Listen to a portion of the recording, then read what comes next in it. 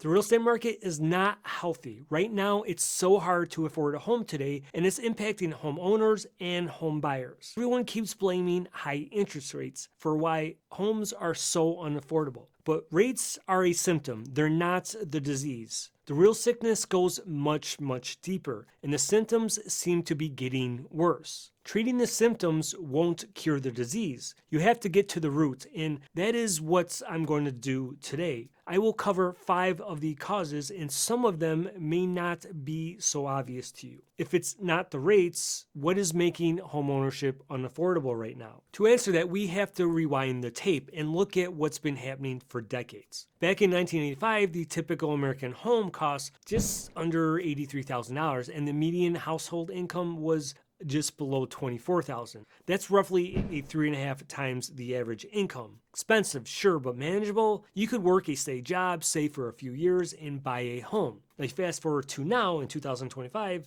the median home is now around $416,000 and change, and the median household income sits at about $82,000 to $83,000. That's a 5-to-1 ratio. Homes didn't just outpace inflation, they lapped it. Now, here's another way to picture it. Imagine you and your paycheck are running a marathon side by side. Somewhere around mile 10, housing sprints forward and never looks back. Wages keep jogging, home prices hit the gas, and that gap isn't going to close anytime soon. Now, since the mid-1980s, household income has grown roughly about 250%, while median home prices jumped more than 400%. So in plain English, home values have grown almost twice as fast as paychecks. That means the average family now spends a much bigger chunk of their income just to get in the door, if they can get in at all. And for renters trying to save up, it's even tougher. Now, a full-time worker needs to make over $33 an hour to afford a modest 2-bedroom rental today. Nearly half of American workers make less than that. So when people say if the rates just came down, we'd be fine. Not exactly. Rates are like turning down the heat in a house that's already on fire. The real blaze is the cost to income gap that's been building for 48 years. But if you think it's just a supply and demand problem, you're only seeing half the picture. Because while everyday families were just trying to keep up, someone else was buying up the playing field. For decades, homes were something you bought, lived in, and maybe passed down.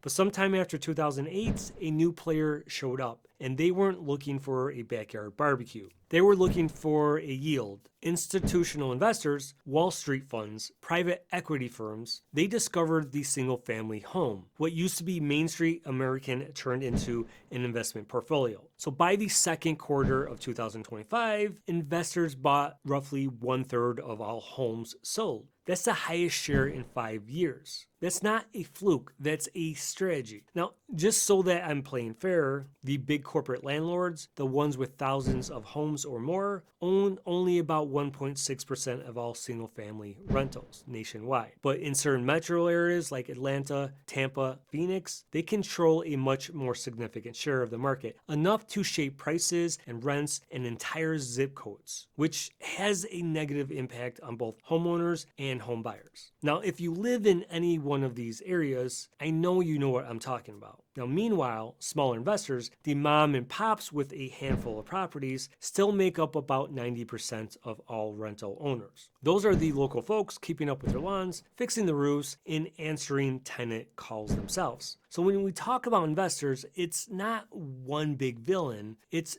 2 very different stories. Here's where it stings for buyers. The big funds showed up with cash. No contingencies, no inspections, no waiting for a loan approval. They can close in 5 days while a family's lender still hasn't called back. So the first-time buyer loses and the home becomes another rental. Research out of the University of Colorado found that when institutional investors move into a neighborhood, property values can drop by 2% and maintenance complaints rise. Think lower upkeep, higher rents, and less community stability. The neighborhood stops feeling like neighbors, and the homeowners in those communities suffer both in reduced equity and also quality of life. Even here in Illinois, in the south suburbs of Chicago, we've seen national firms quietly testing the waters, buying starter homes that used to be stepping stones for young families. And when those disappear, the path to homeownership shrinks for everyone. Now, sellers may sometimes think, well, if an investor will pay cash, why should I even care? And that's a fair point. A cash offer can sound great, but here's the catch. Over 70% of home sellers also become buyers. So when institutional money dries up entry-level prices nationwide, it raises the next place you're trying to buy to. That's why this matters for every homeowner, not just first-timers. The same forces that push buyers out are now reshaping the market you're selling into. But Wall Street is only half the story, because while they were buying up existing homes, the nation's biggest builders started playing their own game, controlling the future supply before a foundation was even poured. Now, if housing was a board game, just a few players now own half the spaces, and they're not in a hurry to build new ones. The nation's largest builders, D.R. Horton, Lennar, and Pulte Group, now dominate the U.S. home building market. Together, they build more new homes each year than dozens of smaller builders combined. In fact, the top 10 builders now control over 44% of all new homes built in America. And when a few companies control that much supply, they don't just build homes, they decide when to build, where to build, and how much to charge. This is what's called land banking. It's when builders buy or control land, but hold off developing it until it's more profitable. Lennar alone bought over 22,000 lots for more than $2.7 billion early in 2025. D.R. Horton, the biggest of them all, controls more than 600,000 lots nationwide. That's enough to build an entire mid-sized city sitting on standby. Now, they'll tell you it's just for smart business, building responsibly, avoiding oversupply. But here's the results. With that much control, they can throttle new construction like it's a faucet. Turn it up when the profits are good, turn it down when demand softens, keeping prices high even when sales slow. Now, the average builder's lots costs actually declined by 1% in 2025 for D.R. Horton. While smaller builders struggle with high costs and tighter lending, big builders have the scale, the financing, and the relationships to stay profitable, even in a slower market. Small builders, they can't compete. So what does that mean for buyers? Less competition, fewer options, higher prices. The entry-level market, the affordable single-family home, has all but vanished. Builders are focusing on higher margin homes because the numbers just work better. Despite a housing shortage of up to 7 million homes nationwide, the top builders are expected to reduce their home starts slightly this year. Listen to that again. They have lands, materials, and demands, and they're still slowing down. It's like having a kitchen full of ingredients and deciding not to cook until everyone is hungrier and willing to pay more. And here's the kicker. Consolidation doesn't just control price, it shapes taste. When the same few companies build the majority of homes, design choices narrow. You start seeing copy-paste neighborhoods, same floor plans, same color palettes, same everything. Consumers lose variety and communities lose identity. Even here in my area, we're seeing it. Entire subdivisions developed by the same 2 or 3 national builders, often with near identical models. It makes things efficient for them, sure, but it also makes housing feel generic and definitely not cheaper. But what happens when those same builders do start to build and suddenly the cost of every nail, beam, wire jumps 40% overnight? That's what we've been dealing with since 2020. And even though supply chains have improved, the price shock never went away. We all remember when lumber prices went crazy back in 2021. 2x4s cost more than some fancy dinner plates. But the parts no one talks about, prices dropped, supply chains improved, and yet housing never got cheaper. That's because materials didn't go back to pre-pandemic level. They just stopped skyrocketing. As of late 2025, construction materials are still about 40% higher than they were before 2020. Lumber alone is up 12% year over year, and that's just wood. Steel mill products still 65% higher than before. Concrete up nearly 20% over 2 years. Copper wiring, plumbing, insulation, all of it costs more to make a house, period. Think of it like a diet where you lose 20 pounds but never get back to your original weight. Builders slim down the chaos. but the new normal stayed heavier. Construction now makes up nearly 2/3 of a new home's price, the highest share since record keeping back in 1998. That means even if demand slows, builders can't slash prices without cutting into the bone.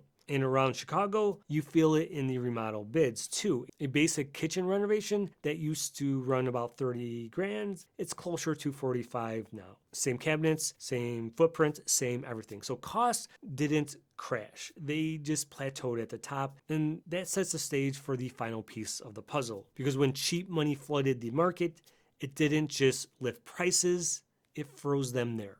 To really understand why today's housing market feels stuck, you've got to rewind all the way back to 2008. After the financial crisis, the Federal Reserve did something extraordinary. It slashed interest rates to near zero and started buying up government and mortgage bonds. That flood of cheap money was meant to save the economy, and it did, but it also changed the DNA of the housing market. Mortgage rates that averaged 6.4% in 2007 fell to about 4% by 2010. By 2019, they hovered around 4.13%, fueling a full decade boom in refinances and move-ups. Then came 2020. The pandemic hit, the economy froze, and the Fed doubled down, buying millions of mortgage-backed securities to keep the system alive. Rates dropped below 3% for the first time ever in July 2020. For a brief moment, money was almost free. A $200,000 loan at 2.65% meant a payment of about $806 a month. At the old 8% average, that same loan cost nearly $1,500. That difference, nearly $700 every month, turned millions of renters into buyers overnight. Home sales exploded, prices jumped nearly 40% between 2020 and 2022, and everyone felt richer. Equity soared, the housing became the economy's engine. But when the Fed finally had to fight inflation, rates shot back up, over 7% by late 2022. And that's when the unintended consequences kicked in, the lock-in effect. Today, about 81% of US mortgages have rates below 6%. Roughly 70% of homeowners are sitting on loans 3 full points lower than what's available now. Why would anyone trade a 2.8% loan for a 7%? They don't.